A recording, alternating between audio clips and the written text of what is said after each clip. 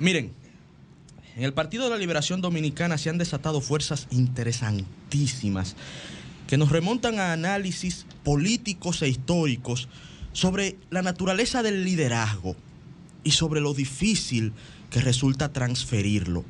Hay un axioma político muy recurrente que indica que el liderazgo no se transmite, que el liderazgo no se transfiere, que el liderazgo no se delega. Y hay incontables ejemplos sobre los cuales podemos iniciar este análisis que queremos compartir con ustedes en el día de hoy.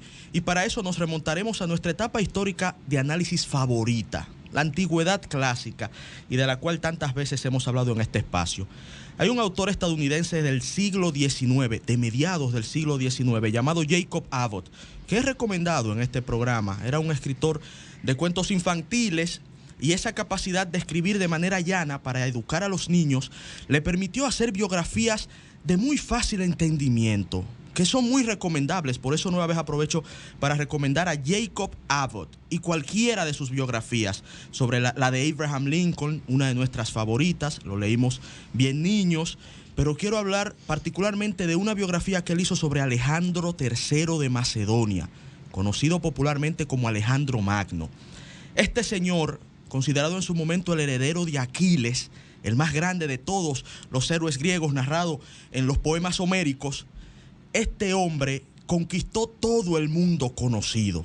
Alejandro Magno atacó al imperio persa a mediados del siglo IV a.C., derrotó al rey Darío, el rey de reyes, como era considerado en su nación, derrotó a los faraones de Egipto, llegó a la India, a los confines del mundo conocido por los griegos en ese momento, y donde pisó el hombre venció, el más grande de su tiempo.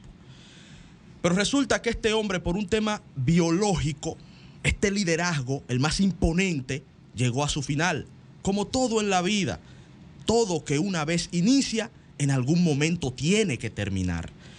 Y al final de sus días, con 32 años, sus principales generales, ya Alejandro Magno enfermo, 32 añitos, dueño del mundo conocido, pero una enfermedad lo abatió. Y en el lecho de muerte, sus generales le preguntaban por qué. Había un tema de la sucesión del poder, de la delegación del liderazgo. Y sus generales, ahí estaba el famoso Antíoco, un hombre altísimo, fuerte, considerado el más terrible de los generales de Alejandro Magno, el brillante, el poderoso Antíoco, pero también otros generales como el brillante Crisántomo, pero también ahí estaba Ptolomeo y muchos otros que se estaban dirimiendo el poder, y le preguntan a Alejandro Magno en su lecho de muerte quién iba a ser su sucesor, a quién él le legaba su imperio. La respuesta, acorde a Jacob Abbott, historiador estadounidense, fue al más fuerte. Y murió. Le legó su imperio, acorde a sus propias palabras, al más fuerte. ¿Qué creen ustedes que sucedió a partir de ahí, con la muerte de Alejandro Magno? ¿Cómo creen ustedes que se dirimieron el poder esos generales? En una lucha armada fratricida entre todos ellos. Lo que los unía a ellos era el liderazgo de Alejandro Magno. Lo que los unía a ellos era el poder del líder. Cuando ya el líder no podía seguir ostentando el poder, ellos empezaron literalmente a matarse por el control de dicho poder. ¿Y cuál creen ustedes fue el resultado? La división del imperio. Antígono se quedó por su lado, Seleuco se quedó por su lado, este señor se quedó con Egipto, Ptolomeo, que ya lo habíamos citado, y se resquebrajó el imperio más poderoso del mundo conocido. ¿Por qué? Porque ya no estaba el líder, porque el símbolo de unidad había fallecido. Esta lección histórica se repitió una y otra vez a lo largo de siglos, enseñándole a los hombres y a las mujeres estudiosos de la política que el liderazgo encarnado en un hombre, difícilmente se transfiere a otro individuo. Y cuando el poder del líder se ve amenazado, sus acólitos suelen destruirse entre sí por heredar dicho liderazgo. Y eso es lo que le está pasando al danilismo. No se confundan, no crean cuentos de camino.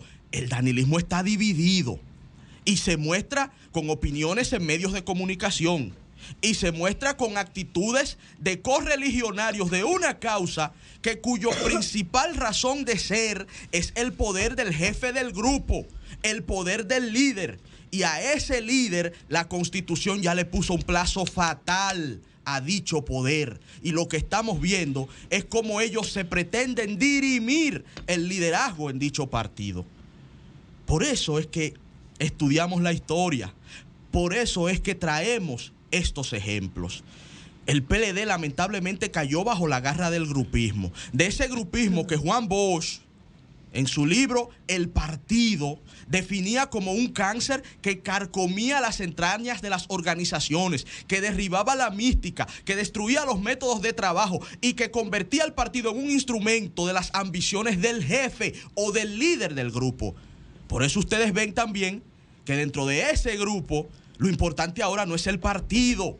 Por eso ustedes ven inclusive manifestaciones de lanzamiento de candidaturas o precandidaturas en donde en la espalda ni siquiera apareció la estrella amarilla del partido. Porque lo importante para ese grupo ahora mismo es el danilismo y lo que representan ellos. Y el partido solo les sirve a ellos siempre y cuando les permita obtener el poder. Si al final el grupo se derriba, a ellos no les va a importar que se derribe el partido. Por eso uno estudia, para entender esas cosas. Y dentro de esa división estamos observando cómo empiezan ya las diatribas, los chismes, las inconformidades. No, que fulano es el delfín. Ah, no, pero es que yo tengo los méritos y sin embargo me traiciona y mira cómo ponen a Sutano como el elegido. Eso es lo que está sucediendo en esa facción política autodenominada como danilismo.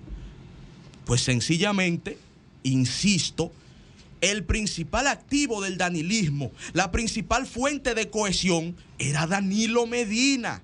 Y todo indica que el 17 de agosto, por un tema de constitución y de plazos y hasta de imposibilidad política, el 17 de agosto del 2020, el presidente tendrá otro nombre muy diferente a de quien lo ostenta hoy. Esa es la realidad. Y la política se construye en base a realidades. Y desde la historia que acabamos de citar, de hace 2300 años hasta hoy, la política enseña que el liderazgo no se delega y que en la búsqueda de dicho liderazgo, las facciones se fragmentan. Y esto, para ir terminando, entonces construye tres grandes retos que queremos citarles para concluir este comentario. Los tres grandes retos que tiene esa facción autodenominada danilismo dentro de su partido y en miras a las elecciones nacionales son los siguientes.